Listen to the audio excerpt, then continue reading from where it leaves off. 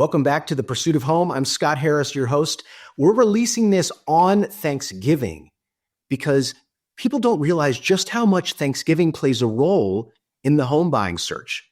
And specifically, I want to talk about how Thanksgiving both inspires and, you may be surprised to hear, holds you back in your home search right after this.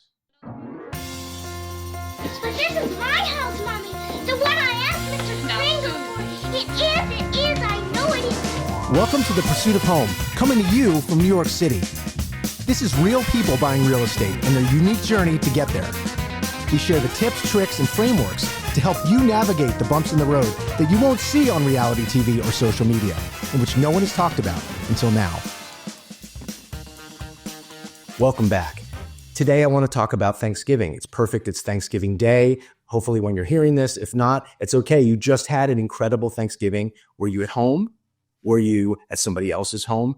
Maybe you're like me. When you were growing up, you never, ever had Thanksgiving at home. And that's kind of where I want to go here. I want to talk about how Thanksgiving impacted not just the way I think about what home means to me, but also how Thanksgiving plays such a huge role, how large it looms in people's imagination, and how it can really play such a big role in your home buying search. About 10, 12 years ago, I went to visit family. I brought one of my children with me, and I left my wife and my sick daughter, my older daughter who was sick, at home.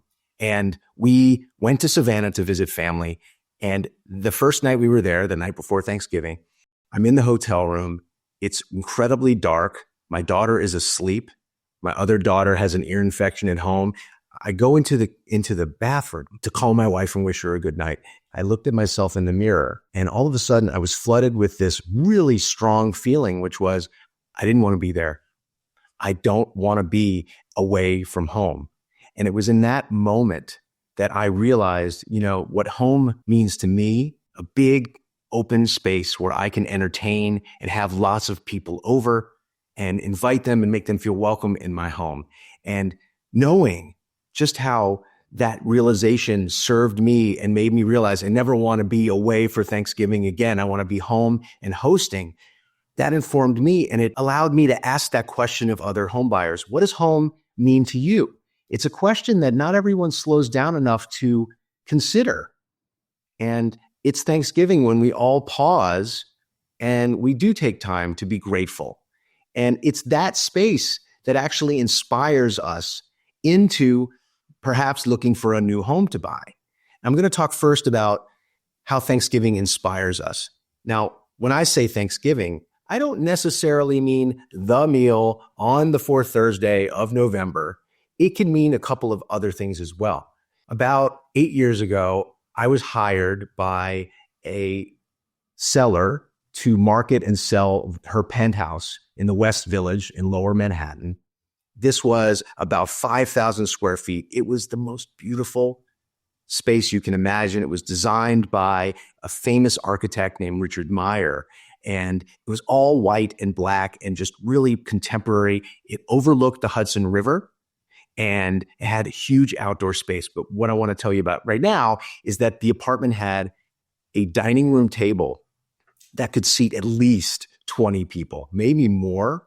And what I came to learn after speaking to the seller is that this was how she grew her business from the ground up. Over time, wherever she lived, she always had a huge dining table and a space that was such a wow. It had so much wow factor to it. She always entertained at home. And so this space that she had owned for about 10 or 15 years had been where she hosted book signings and gatherings and political events. It was a space where she felt that this enormous dining table, again, kind of like a Thanksgiving table, this was the centerpiece of her entire home. Similar to kind of the way that I feel, but different in that she really felt like it was this coming together of both her personal life and her professional life. And did the apartment sell eventually? Of course, it sold actually for about $25 million, which is crazy. And there's a lot of other details in there, but I will save that for another time. The second story that I want to tell is about not people who who have a $25 million penthouse, but people, regular people all over the country like you who are looking maybe to buy a new home. These are people that want to host, want to have people over for dinner. Maybe you're the kind of person that hosts every single week. Maybe you have a Thanksgiving style dinner on a Friday night if you're hosting Friday night, or maybe Sunday afternoon with family. That's the kind of vision of having everyone around that table that inspires you. And that's the kind of space that people go hunting for. How does this space integrate with the rest of the home? How does it integrate with the kitchen? Is it a space where I really feel like I can both cook and entertain and create this wonderful space? That's the kind of conversation that I often have with you about what it is you're looking for in your new home. People will say, my home is too small to entertain, and I feel like there's a part of my life that's missing. And that creating that vision, that Thanksgiving table, the one you see on the movies, the one where there's snow outside, although I don't remember snow on Thanksgiving in a long time. And I don't know, hopefully we'll have some snow this year, but it looks like we're going to have less and less snow on Thanksgiving Day. But it's sitting around that table and then moving to the couch and hanging out, that kind of comfortable space, the comfort of having all of your loved ones around you. That is such an inspiring vision for people, and one that I think really carries people through. They keep referring to this kind of idea. And I've actually dubbed it the Thanksgiving fantasy. And I don't mean to make it into something that's bad. I could have called it the Thanksgiving dream.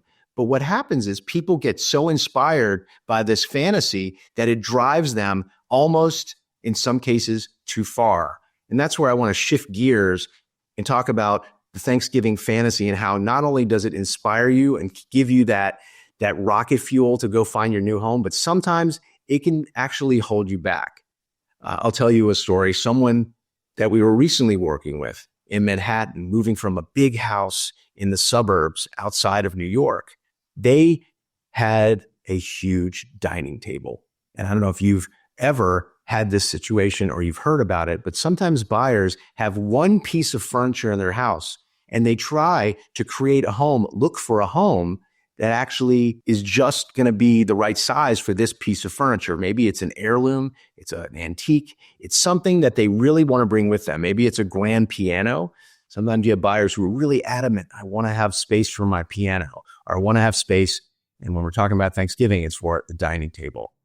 Now, this buyer who was moving in, she wasn't the host of Thanksgiving anymore. She wasn't entertaining anymore, but she was so adamant about having the right, and I'm doing quote marks, if you're listening to me, you can't see me do that, about have the right space for her dining room table.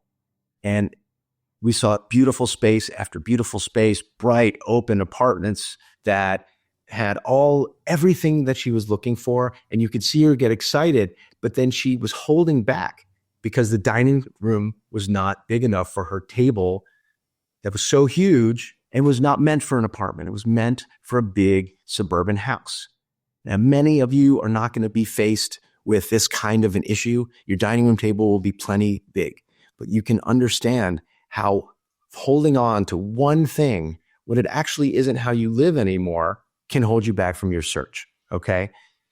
She finally was having a lot of conversation with her family, and they said, look, Mom, you're not the one who's hosting these anymore. Why do you need the dining room table? But it took many months for her to give up the Thanksgiving fantasy, to give up the idea that hers was the place where everyone was gathering. And when she finally did that, she found a kind of a different space that was a big open space where she could still have family over, but it was to come and visit her, where she didn't have to entertain. And I'm sure many of you have this situation where someone in your life does need to downsize and they're holding on to the past. And it's one of those things that can really get in the way of your search. I want to end with this wish for you, because you're going to have ideas of what your home is going to look like. And that's going to excite you and give you everything you need, that enthusiasm and inspiration to go and find a new home and overcome some of these ideas of some of the things that are holding you back from your search. But just be careful that you don't get too attached to one thing that you're looking for that it sabotages the rest of the search. Because the truth is, you don't always know what that perfect home, perfect in quotes, is going to look like until you see it. And that may mean you have to get rid of the piano or get a smaller piano or get rid of the dining room table or get a smaller dining room table. In the end, the most important thing is that it inspires you for reasons you don't have to describe. You just love the home. And I want to leave you with that. I want to wish you a very happy Thanksgiving, or if Thanksgiving's passed, that you had an amazing Thanksgiving with family and friends wherever you spent it. And we'll see you next time on the next episode of The Pursuit of Home.